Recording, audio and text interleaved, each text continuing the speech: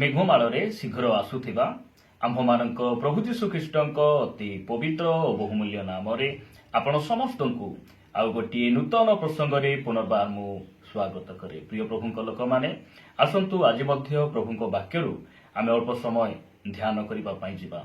ଆଜି ଆମେ ଯେଉଁ ପ୍ରସଙ୍ଗରେ କଥାବାର୍ତ୍ତା ହେବା, ସେହି ପ୍ରସଙ୍ଗର ଶୀର୍ଷକ ହେଲା କେଉଁମାନେ ଖ୍ରୀଷ୍ଟଙ୍କ କ୍ରୁଶର ଶତ୍ରୁ ଅଟନ୍ତି।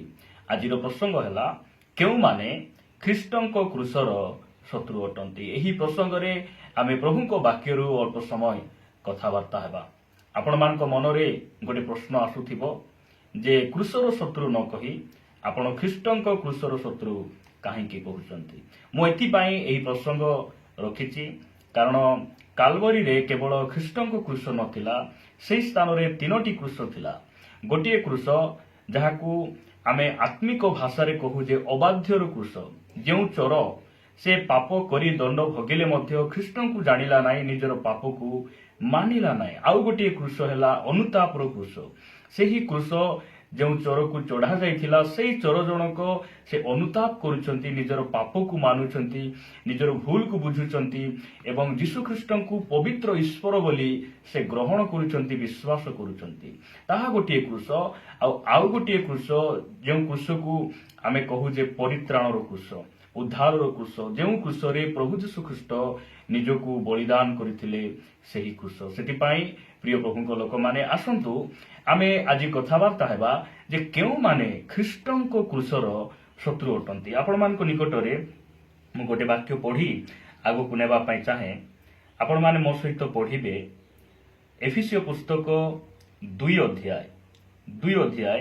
ଆପଣମାନେ ମୋ ସହିତ ପଢ଼ିବେ 14 ପଦରୁ ଆମେ 16 ପଦ ପର୍ଯ୍ୟନ୍ତ ପଢ଼ିବା। ଲେଖାଯାଏ, କାରଣ ସେ ତ ଆମ୍ଭମାନଙ୍କ ଶାନ୍ତି।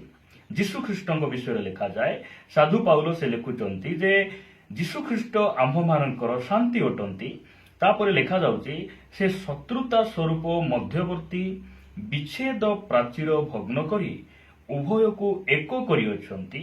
15 ପଦ, ପୁଣି ବିଧି ବିଧାନ ଯୁକ୍ତ ଆଜ୍ଞାମୂଳକ ବ୍ୟବସ୍ଥାକୁ ଆପଣା ଶରୀରରେ ରହିତ କରିଅଛନ୍ତି, ଯେପରି ସେ ଶାନ୍ତି ସ୍ଥାପନ କରି ଉଭୟକୁ ଆପଣାଠାରେ ଜଣେ ନୂଆ ଲୋକ ସ୍ୱରୂପେ ସୃଷ୍ଟି କରନ୍ତି। 16 ପଦ ଲେଖାଯାଏ, ଆଉ କ୍ରୁଶ ଦ୍ୱାରା ଶତ୍ରୁତା ବିନାଶ କରି ତଦ୍ୱାରା ଉଭୟକୁ ଏକ ଶରୀର ସ୍ୱରୂପ ଗଠନ କରି ଈଶ୍ୱରଙ୍କ ସହିତ ମିଳିତ କରାନ୍ତି। ପ୍ରଭୁଙ୍କ ନାମର ଗୌରବ ହେଉ। ଏ ବାକ୍ୟ ଦ୍ୱାରା ଆମେ ଜାଣୁ, ସମୟ ଥିଲା ଆମେ ପରମେଶ୍ୱରଙ୍କ ଠାରୁ ଦୂରରେ ଥିଲୁ, ଆମେ ପରମେଶ୍ୱରଙ୍କର ଶତ୍ରୁ ଥିଲୁ। ମାତ୍ର ପ୍ରଭୁ ଯୀଶୁଖ୍ରୀଷ୍ଟ ସେ ଯଥା ସମୟରେ ବା ନିରୂପିତ ସମୟରେ ସେ କ'ଣ କଲେ, ଏହି ଧରାପୃଷ୍ଠକୁ ଆସିଲେ ଆଉ କ୍ରୁଶରେ ନିଜ ଜୀବନ ଦେଇ, କ୍ରୁଶରେ ବଳିଦାନ ହୋଇ ସେ କ'ଣ କଲେ, ପରମେଶ୍ୱର ଆଉ ଆମ୍ଭମାନଙ୍କ ମଧ୍ୟରେ ଯେଉଁ ଶତ୍ରୁତା ଥିଲା ତାହାକୁ ସେ ବିନାଶ କଲେ। ଆମେ ଈଶ୍ୱରଙ୍କର ଶତ୍ରୁ ନହୁଁ, ଆମେ ଈଶ୍ୱରଙ୍କର ବନ୍ଧୁ ଅଟୁ, ଆମେ ତାହାଙ୍କର ସନ୍ତାନ ଅଟୁ, ଆମେ ତାହାଙ୍କର ମିତ୍ର ଅଟୁ। କିନ୍ତୁ ଆଜି ଆମେ ବାକ୍ୟରୁ ଦେଖିବା ପ୍ରିୟ ପ୍ରଭୁଙ୍କ ଲୋକମାନେ, ଆଜି ମଣ୍ଡଳୀରେ ରହି ମଧ୍ୟ ସେମାନେ ଉପାସନା ଯାଇ ମଧ୍ୟ ଖ୍ରୀଷ୍ଟିଆନ ହେବା ସତ୍ତ୍ୱେ ମଧ୍ୟ ଆଜି ଅନେକ ଭାଇ ଭଉଣୀମାନେ ଯେଉଁମାନେ କି ଖ୍ରୀଷ୍ଟଙ୍କ କ୍ରୁଶର ଶତ୍ରୁ ଅଟନ୍ତି। ଆଉ ବାସ୍ତବରେ ସେମାନେ କିଏ ଏବଂ ବାଇବେଲ ଆମ୍ଭମାନଙ୍କୁ କ'ଣ କହେ। ଅଳ୍ପ ସମୟ ଆମେ ପ୍ରଭୁଙ୍କ ବାକ୍ୟରୁ କଥାବାର୍ତ୍ତା ହେବା। ଆପଣମାନେ ମୋ ସହିତ ପଢ଼ିବେ ଫିଲିପିଓ ପୁସ୍ତକ 3 ଅଧ୍ୟାୟ, ତାର ଆମେ ପଢ଼ିବା 17 ପଦରୁ ଆମେ ପଢ଼ିବା। ଫିଲିପିଓ ପୁସ୍ତକ 3 ଅଧ୍ୟାୟ 17 ପଦରେ ଲେଖାଯାଏ, ହେ ଭାତୃଗଣ, ତୁମ୍ଭେମାନେ ଏକତ୍ର ମିଳି ମୋହର ଅନୁକାରୀ ହୁଅ। ପୁଣି ଆମ୍ଭମାନଙ୍କ ଠାରେ ଯେଉଁ ଆଦର୍ଶ ଦେଖୁଅଛ, ଯେଉଁମାନେ ତଦନୁଯାୟୀ ଆଚରଣ କରନ୍ତି, ସେମାନଙ୍କ ପ୍ରତି ଦୃଷ୍ଟି କର। ପ୍ରଭୁଙ୍କ ନାମର ଗୌରବ ହେଉ। ସାଧୁ ପାଉଲ ଫିଲିପିଓ ମଣ୍ଡଳୀର ବିଶ୍ୱାସୀମାନଙ୍କୁ ସେ ଲେଖୁଛନ୍ତି। ସେମାନଙ୍କୁ ସେ କହୁଛନ୍ତି ଯେ ତୁମ୍ଭେମାନେ ମୋହର ଅନୁକାରୀ ହୁଅ, ଆମ୍ଭର ଅନୁକାରୀ ହୁଅ ଏବଂ ତୁମ୍ଭମାନଙ୍କ ମଧ୍ୟରେ ଯେଉଁମାନେ ଆମର ଆଚରଣକୁ ଦେଖି, ଆମର ଶିକ୍ଷା ଅନୁସାରେ ଯେଉଁମାନେ ପରିବର୍ତ୍ତିତ ହୋଇଛନ୍ତି, ଯେଉଁମାନଙ୍କ ଜୀବନ ବଦଳିଛି, ତୁମେ ସେମାନଙ୍କୁ ଦୃଷ୍ଟିପାତ କର, ସେମାନଙ୍କର ଅନୁକାରୀ ହୁଅ। ଏହା ସାଧୁ ପାଉଲ କହୁଅଛନ୍ତି। ଆଜି ଆପଣ ଖ୍ରୀଷ୍ଟିଆନ ସମାଜରେ ଦେଖିବେ ଅନେକ ଭାଇ ଭଉଣୀମାନେ ସେମାନେ ଏହି ଜାଗତିକ ବିଷୟକୁ ଦେଖି ସେମାନେ ଅନୁପ୍ରାଣିତ ହୁଅନ୍ତି। ସେମାନେ ଭାବନ୍ତି ମୁଁ ସେମାନଙ୍କ ପରି ଘର ଟିକେ ବାନ୍ଧିଲେ ହେଇଥାନ୍ତା, ମୁଁ ତାହାଙ୍କ ଘର ପରି ଗୋଟେ ଫ୍ରିଜଟେ ଆମ ଘରେ କିଣିଲେ ହେଇଥାନ୍ତା, ସେମାନେ ଗୋଟେ ଖଟିଆ କିଣିଲେ ଆମେ ମଧ୍ୟ ଗୋଟେ ଖଟିଆ କିଣିଲେ ହେଇଥାନ୍ତା, ସେଇ ଭଉଣୀଟି ଭଲ ଶାଢ଼ୀ ଗୋଟେ କିଣି ପିନ୍ଧିଛନ୍ତି, ମୁଁ ମଧ୍ୟ ସେଇ ଶାଢ଼ୀ କିଣି ପିନ୍ଧିଲେ ହେଇଥାନ୍ତା। ଏହି ପ୍ରକାର ଅନେକ ବିଷୟରେ ଆମର ଭାଇ ଭଉଣୀ ମାନେ ସେମାନେ କଣ ହୁଅନ୍ତି, ଅନୁପ୍ରାଣିତ ହୁଅନ୍ତି। ମାତ୍ର ଦୁଃଖର ବିଷୟ, ଯେଉଁମାନେ ଖ୍ରୀଷ୍ଟଙ୍କ ଠାରେ ପରିବର୍ତ୍ତିତ ହୋଇଛନ୍ତି, ଯେଉଁ ପରିବାର ଆଜି ଶାନ୍ତିରେ ଜୀବନ ଯାପନ କରୁଛନ୍ତି, ଯେଉଁ ଭାଇ ଭଉଣୀ ମାନେ ଆତ୍ମିକ ଜୀବନରେ ବଢୁଛନ୍ତି, ସେମାନଙ୍କୁ ଦେଖି ସେମାନେ ଅନୁପ୍ରାଣିତ ହୁଅନ୍ତି ନାହିଁ। ସାଧୁ ପାଉଲ କହୁଛନ୍ତି ଆମ୍ଭମାନଙ୍କର ଅନୁକାରୀ ହୁଅ, କାରଣ ଆମେ ଖ୍ରୀଷ୍ଟଙ୍କର ଅନୁକାରୀ ଅଟୁ। ଏବଂ ତୁମ୍ଭମାନଙ୍କ ମଧ୍ୟରେ ଯେଉଁମାନେ ଆମ୍ଭମାନଙ୍କର ଶିକ୍ଷା ଅନୁସାରେ ନିଜକୁ ସୁଧାରିଛନ୍ତି, ପରିବର୍ତ୍ତିତ ହୋଇଛନ୍ତି, ତୁମେ ସେମାନଙ୍କୁ ଦେଖ, ସେମାନଙ୍କର ଅନୁକାରୀ ହୁଅ, ଏହା ସେ କହୁଛନ୍ତି। ତଳକୁ ଲେଖାଯାଉଛି କାରଣ ଏପରି ଅନେକ ଅଛନ୍ତି। କୋଉଠି ଅନେକ ଅଛନ୍ତି? ଫିଲିପିଓ ମଣ୍ଡଳୀରେ ଅନେକ ଅଛନ୍ତି, ଗଣି ହେବ ନାହିଁ, ଅନେକ ଅଛନ୍ତି ଯେଉଁମାନଙ୍କର ଆଚରଣ ବିଷୟରେ ମୁଁ ତୁମ୍ଭମାନଙ୍କୁ ଥରକୁ ଥର କହିଅଛି, ଆଉ ବର୍ତ୍ତମାନ ମଧ୍ୟ କାନ୍ଦି କାନ୍ଦି କହୁଅଛି, ସେମାନେ ଖ୍ରୀଷ୍ଟଙ୍କ କ୍ରୁଶର ଶତ୍ରୁ। ଏହା ସାଧୁ ପାଉଲଙ୍କର ଦୁଃଖ। ସେ ଦୁଃଖ କରୁଛନ୍ତି, କାନ୍ଦି କାନ୍ଦି କହୁଛନ୍ତି, କାରଣ ସେ କେତେ ଶିକ୍ଷା ଦେଲା ପରେ, ମଣ୍ଡଳୀ ସହଭାଗିତାରେ ସେମାନଙ୍କ ସହିତ ରହି ପରିଶ୍ରମ କରି ସେମାନଙ୍କ ପାଇଁ ପ୍ରାର୍ଥନା କଲା ପରେ ମଧ୍ୟ ଅନେକ ଭାଇ ଭଉଣୀ ମାନଙ୍କର ଆଚରଣକୁ ସେ ଖ୍ରୀଷ୍ଟଙ୍କ ପରି ଆଚରଣ ସେ ଦେଖି ପାରୁନାହାନ୍ତି। ସେଥିପାଇଁ ସେ କହୁଛନ୍ତି ଯେ ଆଜି ମଧ୍ୟ ଅନେକ ତୁମ୍ଭମାନଙ୍କ ମଧ୍ୟରେ ଅଛନ୍ତି, ସେମାନେ ଖ୍ରୀଷ୍ଟଙ୍କ କ୍ରୁଶର ଶତ୍ରୁ। କାହିଁକି ଶତ୍ରୁ? 19 ପଦରେ ଲେଖାଯାଉଛି ସେମାନଙ୍କ ପରିଣାମ ବିନାଶ, ଉଦର ସେମାନଙ୍କର ଦେବତା। ବିନାଶ ନିମନ୍ତେ ଯଦି ଆମେ ମଣ୍ଡଳୀ ଭିତରେ ଅଛୁ, ତାହାଠାରୁ ଦୁଃଖର ବିଷୟ କଣ ହେଇପାରେ? ବିନାଶ ନିମନ୍ତେ ଆମେ ଯଦି ପ୍ରଭୁଙ୍କ ନିକଟରେ ଆସିଛୁ, ତାହାଠାରୁ ଦୁଃଖର ବିଷୟ କଣ ହେଇପାରେ? ପ୍ରିୟ ପ୍ରଭୁଙ୍କ ଲୋକମାନେ, ପ୍ରଭୁ ଯୀଶୁ ଖ୍ରୀଷ୍ଟ ଆମକୁ ବିନାଶ ନିମନ୍ତେ ଡାକି ନାହାନ୍ତି, ଆମକୁ କ୍ଲେଶ, ଦୁଃଖ, ସମସ୍ୟା ଆମ ଜୀବନରେ ଘଟାଇବା ପାଇଁ ସେ ଡାକି ନାହାନ୍ତି, ଆମକୁ ପରିତ୍ରାଣ ଦେବା ପାଇଁ ସେ ଡାକିଛନ୍ତି। ହଁ, ଖ୍ରୀଷ୍ଟିଆନ ଜୀବନରେ ଦୁଃଖ ଅଛି, କ୍ଲେଶ ଅଛି, ମାତ୍ର ଅନନ୍ତ କାଳର ବିନାଶ ନିମନ୍ତେ ସେ ଆମକୁ ମନୋନୀତ କରିନାହାନ୍ତି। ସେ ଏହି ପୃଥିବୀରେ କ୍ଲେଶ ଆସିବା ପୂର୍ବେ, ଏହି ପୃଥିବୀ ଅଗ୍ନିରେ ଦଗ୍ଧ ହେବା ପୂର୍ବେ ସେ ଆମକୁ ମେଘମାଳରେ ଉଠେଇ ନେଇ ଯିବା ପାଇଁ ସେ ଆମକୁ ମନୋନୀତ କରିଛନ୍ତି। ଏହି ସ୍ଥାନରେ ଆମେ ଦେଖୁଛୁ ଯେ ସେମାନେ ଉଦର ସେମାନଙ୍କ ଦେବତା। ସେମାନେ ଆପଣା ଆପଣା ଲଜାକୁ ଦର୍ପର ବିଷୟ ମନେ କରନ୍ତି, ପୁଣି ପାର୍ଥିବ ବିଷୟ ଗୁଡ଼ିକରେ ଆସକ୍ତ ଅଟନ୍ତି। ଏହି ସ୍ଥାନରେ ଆମେ ବୁଝୁଛୁ ଯେ ଯେଉଁମାନେ ମଣ୍ଡଳୀରେ ରହି ମଧ୍ୟ, ବାକ୍ୟ ଶୁଣି ମଧ୍ୟ, ସେମାନେ ପ୍ରଭୁ ଭୋଜର ଅଂଶୀ ହେଲା ପରେ ମଧ୍ୟ, ଜଣେ ପାଳକ ପ୍ରଚାରକଙ୍କ ଅଧୀନରେ ରହିଲା ପରେ ମଧ୍ୟ ଯଦି ଜଗତ ପାଇଁ ବଞ୍ଚୁଛନ୍ତି, ସେମାନେ ଖ୍ରୀଷ୍ଟଙ୍କ କ୍ରୁଶର ଶତ୍ରୁ ଅଟନ୍ତି। ପ୍ରିୟ ପ୍ରଭୁଙ୍କ ଲୋକମାନେ, ପ୍ରଭୁ ଆମମାନଙ୍କୁ ଅନୁଗ୍ରହ କରନ୍ତୁ।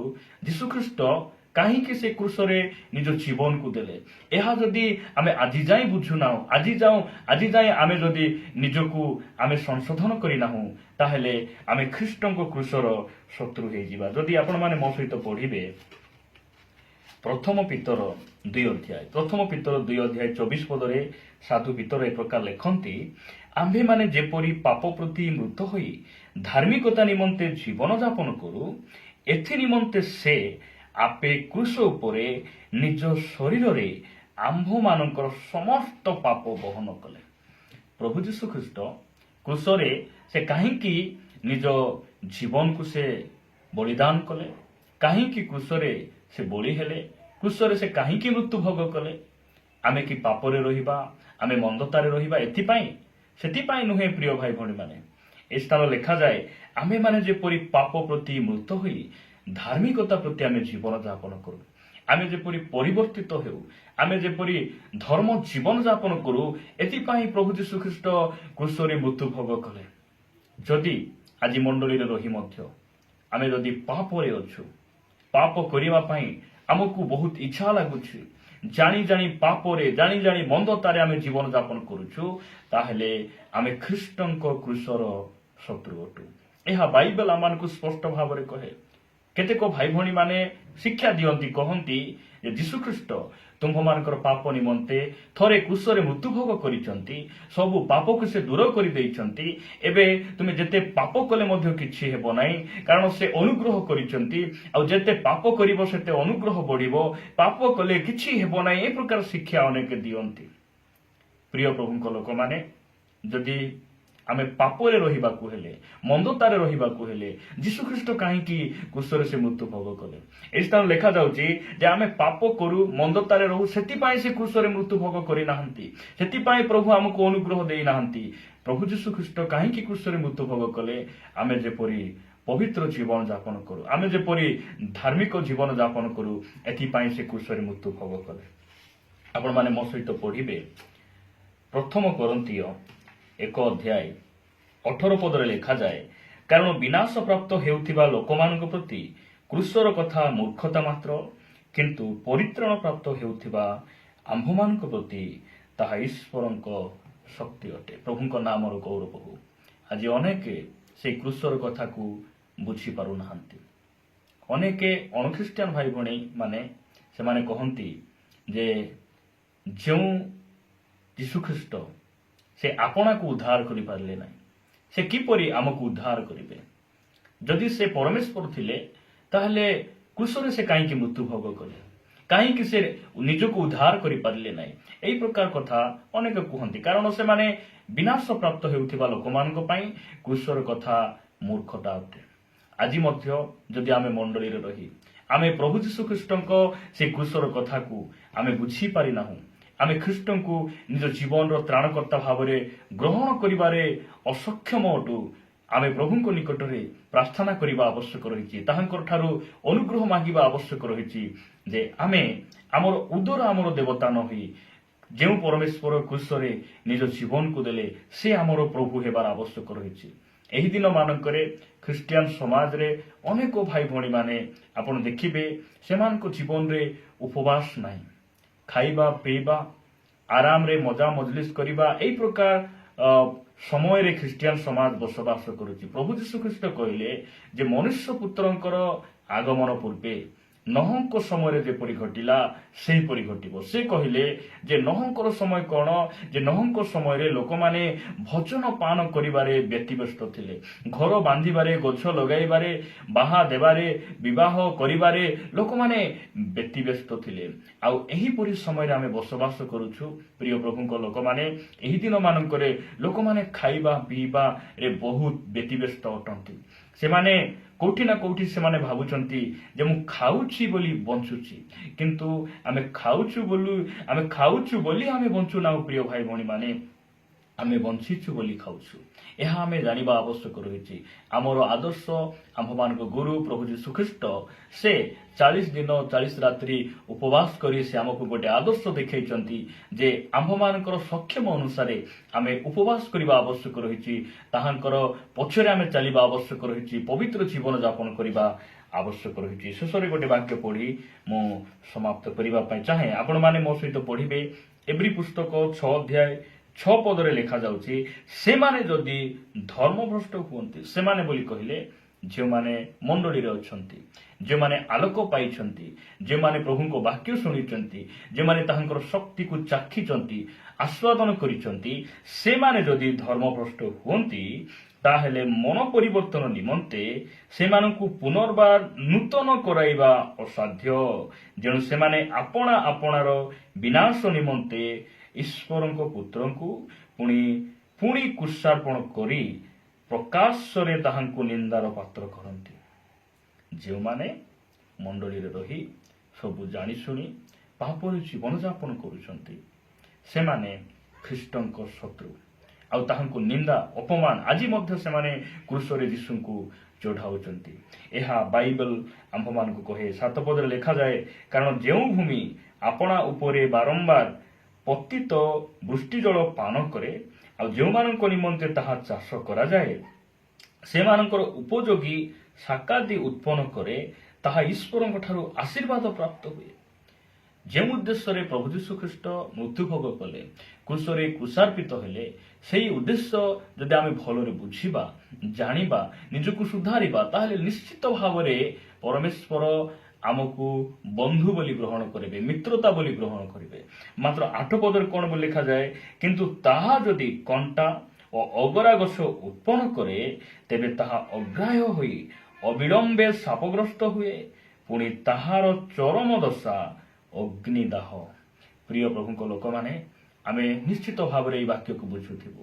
ଯଦି ଆମେ ପରମେଶ୍ୱରଙ୍କ ସେହି କୃଷିୟ ମୃତ୍ୟୁଭୋଗକୁ, ଯୀଶୁଖ୍ରୀଷ୍ଟଙ୍କ କୃଷିୟ ମୃତ୍ୟୁଭୋଗକୁ ଯଦି ଆମର ବୁଝିବାଟା ଭୁଲ, ଆଉ ଯଦି ଆମେ ସେହି ମୃତ୍ୟୁଭୋଗକୁ ଆମେ ନ ବୁଝି ଜାଣି ଶୁଣି ଯଦି ଆମେ ଅବାଧ୍ୟ ହେଉଛୁ, ସେ ଉଦ୍ଦେଶ୍ୟକୁ ଆମ ଜୀବନରେ ପୂର୍ଣ୍ଣ କରୁନାହୁଁ, ତାହେଲେ ଆମେ ତାହାଙ୍କ କୃଷର ଶତ୍ରୁ ହୋଇ ରହିଥିବା। ପ୍ରଭୁ ଆମମାନଙ୍କୁ ଅନୁଗ୍ରହ କରନ୍ତୁ। ସେଥିପାଇଁ ପ୍ରଭୁ ଯୀଶୁଖ୍ରୀଷ୍ଟ କୃଷରେ ମୃତ୍ୟୁଭୋଗ କରି ପରମେଶ୍ୱର ଆଉ ଆମ୍ଭମାନଙ୍କ ମଧ୍ୟରେ ଯେଉଁ ଶତ୍ରୁତା ଥିଲା, ସେ ବିନାଶ କରିଛନ୍ତି।